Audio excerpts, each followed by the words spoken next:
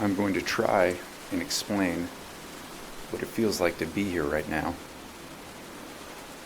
which is a weird feeling. It's a little bit like getting ready to go to space, and a little bit like getting ready to be released from jail after decades. It's the most exhilarating feeling, exciting feeling, scary feeling. I'm sitting outside the hotel in Le Marin, which is a little town near a huge marina in Martinique in the Lesser Antilles. The wind is blowing through, and there have been gales last night. It's been heavy weather. I flew down to Guadeloupe on Wednesday and spent the night, and then caught a small plane over with the boat broker, JP, yesterday morning, and we spent the day going over what will be our new boat, most likely, sailing vessel IBIS. Walking up to her to see the boat just sitting there, gently swaying in the marina, I felt electricity go up my spine. It was shocking. It was awesome. It was unbelievable to really try and wrap my mind around what Helen and I have put in motion. To leave our lives as we know it. To leave everything as we know it. To sell our house, to sell our cars, to sell most of our belongings, and move into a 150 square foot boat and take our two prized possessions, our children, around the world on an adventure that even right now has very little form. I've been asked a million times, are you crazy? And rightly so. People have asked, are you unhappy with things? Do you not like your job? Do you not like your house? Do you have cancer or something like that? And the answer is no, I don't have cancer. We don't have cancer. There's nothing wrong. We love each other. We're extremely happy. I absolutely adore my job. We have the best house I could possibly imagine. But that may be the part of the problem. And so it seems that they're really two different people. People who understand that we need to be tested in life, and those who simply don't. There's no right or wrong way, of course. But for us, this is the most amazing way to test ourselves. It is not just testing, it's building and cultivating resistance. It's building and cultivating resilience.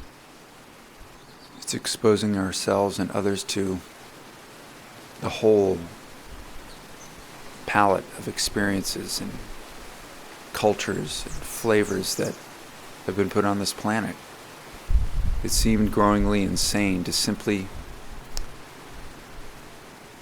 think that eating one dish for your entire life would be okay.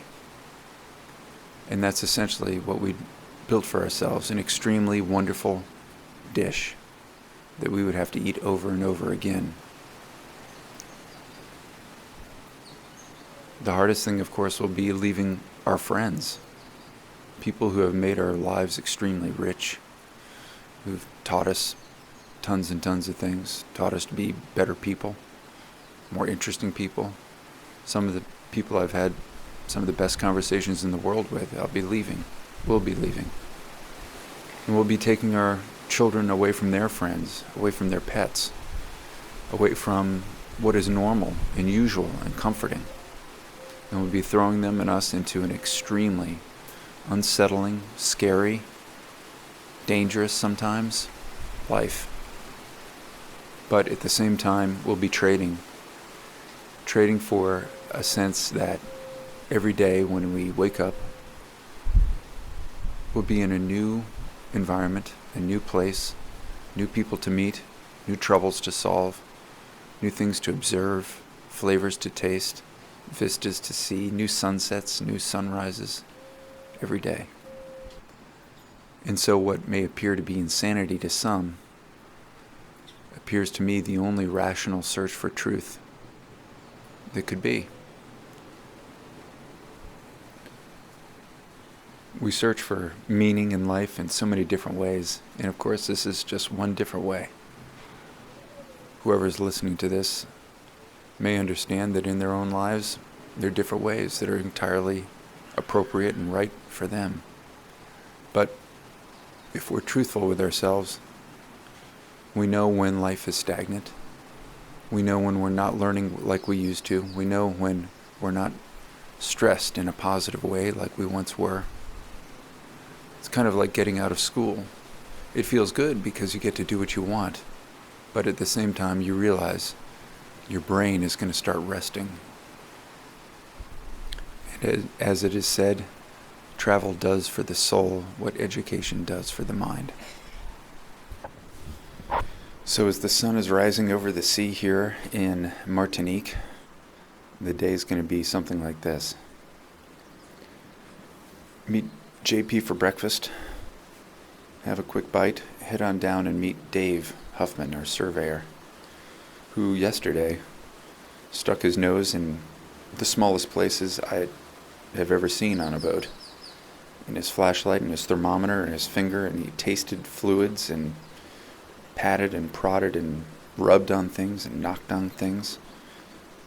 He's done essentially a full physical exam over one day, and I can't imagine he's got more to do. We've hoisted him up into the rigging. We've put him in the bowels of the boat. He stuck his finger in every hole and crevice there is, and he's still smiling, which makes me smile. So today we meet and we haul the boat out of the water up into a crane to expose her underbelly, and he'll walk around and tap to see if there are any hollow spots or delamination. And then, after being satisfied, hopefully, we will put her back in the water and head out to sea for a sea trial. We'll run the engine, put up the sails, lean her away from the wind, and see what happens. See if she can take a strong breeze. And then tonight, JP and I head back to Guadeloupe, and then a flight home on Saturday. While there have been many adventurers and intrepid explorers in the world, I'm hoping we might be able to take you along with us and explain and show you the magnificence of the planet. I have no idea what's going to happen, but that's what adventure is.